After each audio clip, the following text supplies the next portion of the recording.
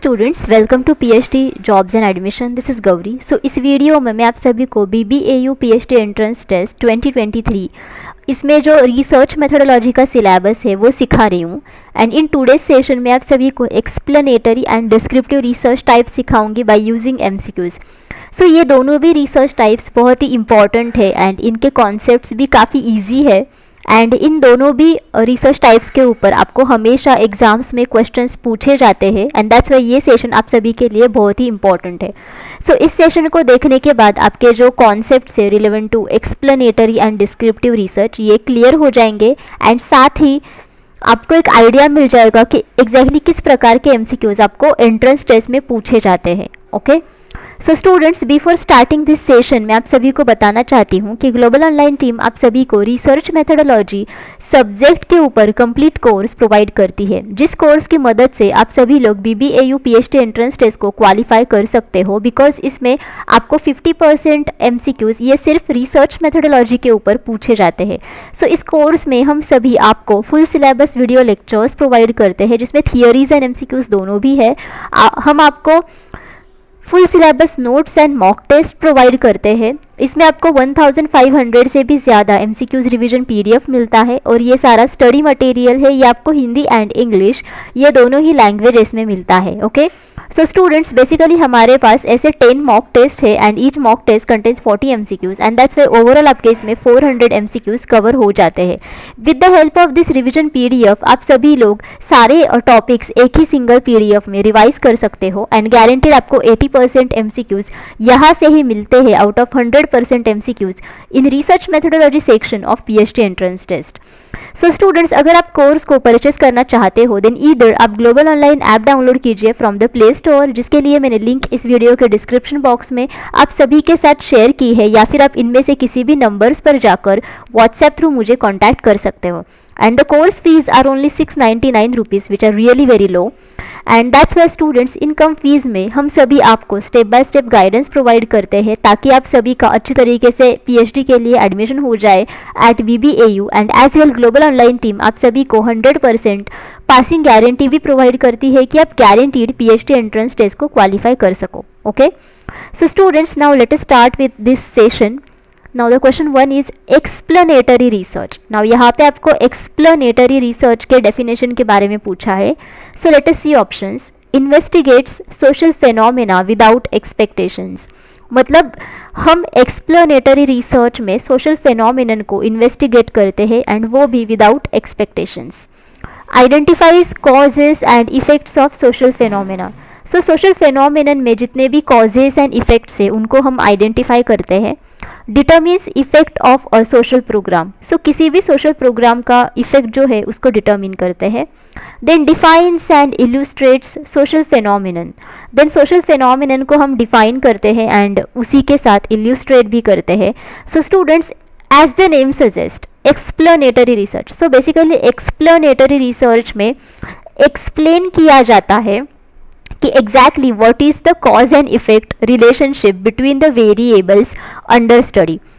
It means that कि explanatory research की मदद से हम सभी लोग सोसाइटी में जितने भी सारे कॉजेस एंड इफेक्ट्स होते हैं उनको हम आइडेंटिफाई कर सकते हैं and that's why your correct answer should B second, that is identifies causes and effects of social phenomenon.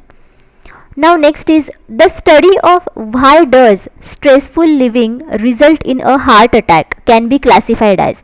So students, अगर हमको स्टडी करना है कि स्ट्रेसफुल लिविंग की वजह से हार्ट अटैक क्यों होता है, सो इस प्रकार के स्टडी को एग्जैक्टली क्या कहा जाता है, वेदर इसको डिस्क्रिप्टिव रिसर्च कहा जाता है या फिर एक्सप्लेनेटरी रिसर्च कहा जाता है या फिर कोरिलेशनल रिसर्च या फिर फिजिबिलिटी रिसर्च. सो स्टूडेंट्स, जैसे ही हमने पिछले क्वेश्चन में देखा कि एक्सप्लेनेटरी रिसर्च हम लोग करते हैं ताकि हम आइडेंटिफाई कर सके exactly what is the cause and effect relationship between the variables under study, right. So explanatory research का जो असल में डेफिनेशन है वो हम लोग इस सेशन में देखेंगे, मतलब इस क्वेश्चन में देखेंगे. सो basically explanatory research clarify why and how there is a relationship between two or more aspects of situation. So दो या फिर उससे भी ज़्यादा situations के रिलेशनशिप ऐसे क्यों है एंड कैसे है, इसको अगर आपको क्लैरिफाई करना है एंड आइडेंटिफाई करना है, एंड उस चीज़ के लिए जो स्टडी किया जाता है उसे एक्सप्लेनेटरी रिसर्च कहा जाता है. ओके, एंड दैट्स वाई अगर वाई से जिस क्वेश्चन की शुरुआत होती है, ओके, उस क्वेश्चन को बेसिकली एक्सप्लेनेटरी रिसर्च के थ्रू सॉल्व किया जाता है, and that's why your correct answer should B 2 over here, that is explanatory research. Now let us see other research types. Descriptive research. So descriptive research हम लोग करते हैं जब question की शुरुआत बेसिकली व्हाट से होती है. What, okay, when, who, in question की शुरुआत जब भी होती है इन वर्ड से, तब हम डिस्क्रिप्टिव रिसर्च करते हैं. सो डिस्क्रिप्टिव रिसर्च में बेसिकली सिचुएशन के कैरेक्टरिस्टिक्स को डिस्क्राइब किया जाता है, एंड दैट्स वाई इस स्टडी के लिए आप डिस्क्रिप्टिव रिसर्च नहीं करोगे. So this option gets eliminated. Correlational research, again इसमें हम लोग जो वेरिएबल्स होते हैं अंडर स्टडी, बेसिकली इसमें 2 या फिर उससे भी ज़्यादा वेरिएबल्स के जो कोरिलेशंस होते हैं उनको स्टडी किया जाता है, एंड यहाँ पे एग्जिस्टिंग जो कोरिलेशन होते हैं वेरिएबल्स के बीच में उनको स्टडी किया जाता है. ओके, बट एक्सप्लेनेटरी रिसर्च में ऐसा नहीं किया जाता है. इसमें बेसिकली इस्टेब्लिश किया जाता है, आइडेंटिफाई किया जाता है रिलेशनशिप को, बट कोरिलेशनल रिसर्च में पहले से ही रिलेशनशिप होता है, उसको बस स्टडी किया जाता है. Okay, all of you getting. And feasibility research, as the name suggest, so feasibility research को बेसिकली पायलट स्टडी भी कहा जाता है, जिसमें हम लोग बहुत ही कम लोगों के ऊपर स्टडी करते हैं, एंड बेसिकली ये बहुत स्मॉल लेवल स्टडी होता है, एंड इसको हम लोग करते हैं ताकि हम जान सके कि एग्जैक्टली पूरे आगे के रिसर्च की प्रोसीजर कितनी फिजिबल होने वाली है. ओके, दैट्स वाई इस स्टडी को किया जाता है. So your correct answer should B 2 over here. Now next is in descriptive research the primary data can be obtained through. So descriptive research में अगर हमें primary data को collect करना है, then उसके लिए कितने सारे ways है, मतलब हम कहाँ से primary data को obtain कर सकते हैं. So whether it is observation, whether it is direct communication with respondents in one form or another, then personal interview, then all of the above. So basically students, primary data ये data ऐसा है जो first user ने create किया हुआ होता है. Okay, for example जैसे कि अगर मैं एक फर्स्ट यूज़र हूँ एंड मैंने अगर किसी भी प्रकार का डेटा क्रिएट किया है पहली बार, so this would be primary data. All of you getting. And that's why primary data ये ओरिजिनल होता है, जहाँ से वो क्रिएट होता है वहाँ से ही उसका इस्तेमाल किया जाता है. This is called as primary data. And in descriptive research हमें कई बार प्राइमरी डेटा की ही ज़रूरत पड़ती है, एंड प्राइमरी डेटा को कलेक्ट करने के लिए बहुत सारे तरीके हैं. सो उसमें से सबसे पहला तरीका है ऑब्जर्वेशनल मेथड. ऑब्जर्वेशनल मेथड जिसमें रिसर्चर सिर्फ ऑब्जर्व करके डेटा को कलेक्ट करता है. Then second method is survey method. So survey method में क्वेश्चंस पूछे जाते हैं रिस्पोंडेंट्स को, एंड रिस्पोंडेंट्स रिसर्चर को रिप्लाई करते हैं. Third method is case study method. So case study method में एक ही पर्सन के ऊपर इन डेप्थ स्टडी किया जाता है for a longer period of time. Fourth one is personal interview method. Personal interview method. So personal interview में face to face personally interview लिया जाता है. सो बेसिकली इंटरव्यू रिसर्चर लेता है from the respondents. Okay, now the fifth method is direct communication method. Direct communication method. So direct communication method में direct communication होता है between the researcher and the participant. Okay, मतलब जिसको जो message communicate करनी होती है, सो बेसिकली वो मैसेज डायरेक्टली कम्युनिकेट होती है with in the direct communication method. Okay, and अगर आप यहाँ पे ऑप्शंस देखोगे, देन ऑब्जर्वेशन ये एक तरीका है प्राइमरी डेटा को कलेक्ट करने का इन डिस्क्रिप्टिव रिसर्च. डायरेक्ट कम्युनिकेशन भी है, and as well personal interview भी है. Okay, and that's why your correct answer should be 4 over here, that is all of the above. Next is what does descriptive research include according to Van Dalen. So according to Van Dalen, descriptive research में कितने सारे studies होते हैं.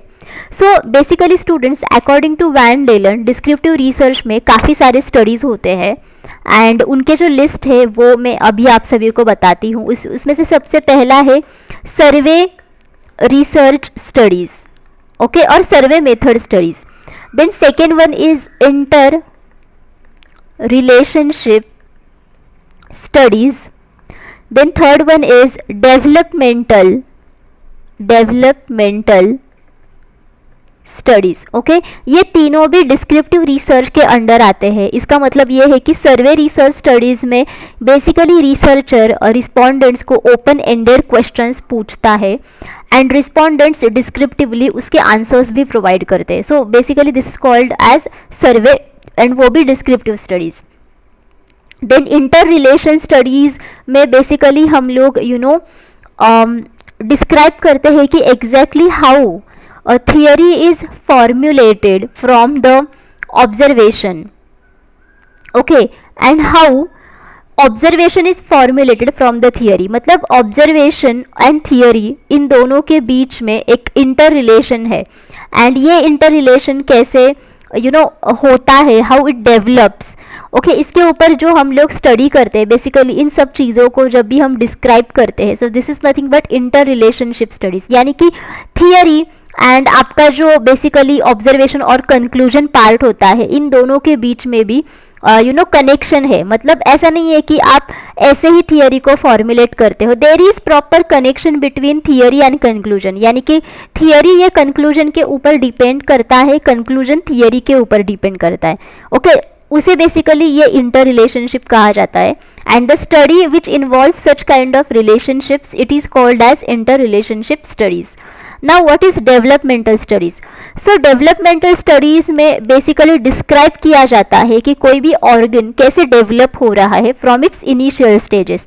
मतलब अगर आप देखोगे कि अगर कोई embryo है, right? So basically embryo में सबसे पहले एक ही सेल होता है, then after that it makes 2 cells, then 4 cells, then 8 cells. So likely each and every stage उसमें डेवलप होती है, राइट. सो ये जो डेवलपमेंट कैसी होती है, हाउ इट गेट्स डेवलप्ड, इसका जो डिस्क्रिप्शन होता है, ओके, एंड इसके ऊपर जो स्टडी किया जाता है उसे डेवलपमेंटल स्टडीज़ कहा जाता है. एंड दैट्स वाई ये तीनों भी टाइप्स ऑफ स्टडीज़ जो है ये डिस्क्रिप्टिव रिसर्च में आते हैं, बिकॉज इन सभी स्टडीज़ में डिस्क्रिप्शन पार्ट है. ओके, मतलब फैक्ट फाइंडिंग चीज़ें हैं यहाँ पे. And that's why your correct answer should be 4, because ये सारे जो स्टडीज़ है ये डिस्क्रिप्टिव रिसर्च के पार्ट है according to van Dalen. Now next is the conclusions और findings of which type of research cannot be generalize to other situations. So इनमें से कौन सा रिसर्च ऐसा है जिसके कंक्लूजन्स और फाइंडिंग्स हम लोग दूसरे किसी भी सिचुएशंस के ऊपर जनरलाइज नहीं कर सकते हैं. जनरलाइजेशन का मतलब होता है कि हम सामान्यकरण उसका नहीं कर सकते हैं. Okay, so whether it is historical research, descriptive research, fundamental research or experimental research. So students, historical research में basically past events के बारे में study किया जाता है and उन past events की वजह से हमारा present ऐसा क्यों है and हमारा future कैसे होने वाला है, इन चीज़ों के ऊपर ज़्यादा फोकस किया जाता है एंड इन चीज़ों के ऊपर ही बेसिकली स्टडी किया जाता है. So it is called as historical research. What is descriptive research? So as I have said you that descriptive research ये एक exactly fact finding study है जिसमें हम situation को exactly as it is describe करते हैं एंड इसमें hypothesis को formulate करके उसको properly test किया जाता है by using different statistical techniques. Okay, fundamental research में थियरी को फॉर्मुलेट किया जाता है, बेसिकली नॉलेज को इसमें क्रिएट किया जाता है एंड एक्सपेरिमेंटल रिसर्च में कॉज एंड इफेक्ट रिलेशनशिप को स्टडी किया जाता है and finally you get the results. Okay, and that's why students इसमें से जो हिस्टोरिकल रिसर्च है, जो फंडामेंटल रिसर्च है एंड जो एक्सपेरिमेंटल रिसर्च है, इनके जो रिजल्ट्स हमें मिलते हैं वो रिजल्ट्स हम किसी दूसरे सिचुएशन के ऊपर जनरलाइज कर सकते हैं. बट डिस्क्रिप्टिव रिसर्च के रिजल्ट्स हम दूसरे किसी सिचुएशन के ऊपर जनरलाइज नहीं कर सकते, बिकॉज एवरी सिचुएशन का जो डिस्क्रिप्शन है वो अलग होता है. एवरी सिचुएशन ये डिफरेंट होती है, अलग होती है, या there are some similarities, but उसके जो रिजल्ट्स हमें मिलते हैं वो रिजल्ट्स हम दूसरे किसी सिचुएशन के ऊपर जनरलाइज नहीं कर सकते हैं, because it is descriptive research and it is fact finding inquiry. All of you getting, and that's why your correct answer should be 2, that is descriptive research, जिसके conclusions हम किसी और situations के ऊपर generalize नहीं कर सकते हैं. Okay, now next is the directors of a graduate program in educational research wish to see what types of jobs their graduates take after they finish their program. So graduate program के directors है, okay, वो जानना चाहते हैं कि उनका जो programme है, okay, उस प्रोग्राम को फिनिश करने के बाद उनके जो ग्रेजुएट्स है वो एग्जैक्टली किस प्रकार के जॉब्स करते हैं. सो उसके लिए उन्होंने क्या किया, they randomly sample students from the program and have them fill out questionnaires with items asking about the types of jobs they have had. So इसके लिए उन्होंने क्या किया, स्टूडेंट्स को रैंडमली सिलेक्ट किया फ्रॉम द प्रोग्राम एंड उन्होंने questionnaires fill up करने के लिए दिए, एंड उस क्वेश्चनियर्स में उन्होंने काफ़ी सारे क्वेश्चंस उनको पूछे रिगार्डिंग कि वो किस प्रकार के जॉब्स किए हैं उन्होंने या फिर कर रहे हैं. They also are asked to describe the roles they play in their current positions, and उनको ये भी पूछा गया कि उनको डिस्क्राइब करना है कि करंट पोजीशन में वो किस प्रकार के रोल्स कर रहे हैं. This project is best described as having what kind of objective dash. So इस प्रकार के प्रोजेक्ट को आप कैसे डिस्क्राइब करोगे, मतलब उसका ऑब्जेक्टिव क्या है, वेदर उसका ऑब्जेक्टिव डिस्क्रिप्टिव है, प्रेडिक्टिव है, एक्सप्लेनेटरी है, नन ऑफ द अबव है. सो स्टूडेंट्स, अगर आप यहाँ पे गौर से देखोगे then you will understand that कि ये एक एजुकेशनल रिसर्च है, ओके, एंड इसमें ग्रेजुएट प्रोग्राम के जो डायरेक्टर्स है वो जानना चाहते हैं कि उनके ग्रेजुएट्स प्रोग्राम को फिनिश करने के बाद किस प्रकार के जॉब्स करते हैं, राइट. एंड दैट्स वाई ये एक फैक्ट फाइंडिंग इंक्वायरी है, बिकॉज किस प्रकार के जॉब्स वो करते हैं यानी कि वो रियलिटी है, मतलब उनके ग्रेजुएट्स रियल में उस प्रकार के जॉब्स करते हैं, एंड दैट्स वाई वो वही उनको बताएंगे जो उन्होंने किया है या फिर कर रहे हैं, right. So this is fact finding inquiry. And as well graduate program के जो डायरेक्टर्स है basically they want the information about कि वो किस प्रकार के जॉब्स करते हैं, and as well they want the descriptive information. So यहाँ पे आपको डिस्क्राइब वर्ड पे ज़्यादा फोकस करना है, okay. They want the descriptive information about कि उनके ग्रेजुएट्स करंट पोजीशंस में किस प्रकार के रोल्स एग्जैक्टली कर रहे हैं, एंड दैट्स वाई इस रिसर्च स्टडी का जो मेन ऑब्जेक्टिव है वो डिस्क्रिप्टिव है. मतलब ग्रेजुएट प्रोग्राम के डायरेक्टर्स को इसमें डिस्क्रिप्टिव आंसर्स चाहिए उनके रिस्पोंडेंट से या फिर उनके ग्रेजुएट से, okay. And that's why your correct answer should B 1. Predictive तो यहाँ पे होगा नहीं, बिकॉज यहाँ पे प्रेडिक्शन करने की ज़रूरत ही नहीं है, बिकॉज हमें रियलिटी में जो इन्फॉर्मेशन है वही मिल रही है, राइट. एंड एक्सप्लेनेटरी का मतलब होता है कि we are going to identify the cause and effect relationship between the variables, but यहाँ पे कोई भी कॉज एंड इफेक्ट रिलेशनशिप के बारे में हम लोग स्टडी नहीं कर रहे. We are just getting to know exactly कि what type of jobs graduates are doing. That's why your correct answer should be descriptive, and यहाँ पे एक्सप्लेनेटरी भी एलिमिनेट हो गया, okay. Analysis of data from the constructing the family survey indicate that it was a or an, okay. So सबसे पहले आपने family सर्वे को construct किया, देन आफ्टर दैट आपने डेटा को एनालाइज किया. सो इसमें एक्चुअली आपने डिस्क्रिप्टिव सर्वे किया है या फिर एक्सप्लेनेटरी सर्वे किया है या फिर दोनों भी, डिस्क्रिप्टिव एंड एक्सप्लेनेटरी किया है या फिर नीदर डिस्क्रिप्टिव और explanatory. So students, now I can understand और आई होप दैट कि आप सभी को समझ में आ गया होगा कि exactly what is descriptive research and what is explanatory research, right. So जैसे ही डिस्क्रिप्टिव सर्वे है, सो सर्वे का मतलब होता है कि क्वेश्चंस पूछना, क्वेश्चनर्स बनाना, राइट. एंड डिस्क्रिप्टिव सर्वे का मतलब क्या होगा कि आप ऐसे क्वेश्चंस बना रहे हो which are open ended, okay. And that's why आपको रिस्पॉन्सेज जो मिल रहे हैं फ्रॉम योर रिस्पोंडेंट्स वो बेसिकली डिस्क्रिप्टिव रिस्पॉन्सेज है. All of you getting. So this is called as what, descriptive survey. And explanatory का मतलब होता है कि आप basically cause and effect relationships को आइडेंटिफाई कर रहे हो within the society, and side by side आप सर्वे भी कर रहे हो. सो यहाँ पे आप जिस प्रकार का सर्वे करोगे, सो थ्रू दैट सर्वे आपको इंफॉर्मेशन मिलेगी कि exactly what is the cause and effect relationship between the variables under study. All of you getting? And अगर आप ये इंफॉर्मेशन देखोगे और अगर आप ये एग्जाम्पल देखोगे, देन इसमें आपको सबसे पहले फैमिली सर्वे को कंस्ट्रक्ट करना है. सो फैमिली सर्वे को कंस्ट्रक्ट करने के लिए आपको सबसे पहले डिस्क्रिप्टिव सर्वे करना पड़ेगा, एंड उसके बाद जब भी आप डेटा को एनालाइज करते हो, सो एनालिसिस थिंग में आपको एक्सप्लेनेटरी सर्वे लगेगा. That's why your correct answer should be 3, because ये दोनों भी आपको यहाँ पे लगेगी. डिस्क्रिप्टिव सर्वे भी लगेगा आपको एंड एक्सप्लेनेटरी सर्वे भी लगेगा.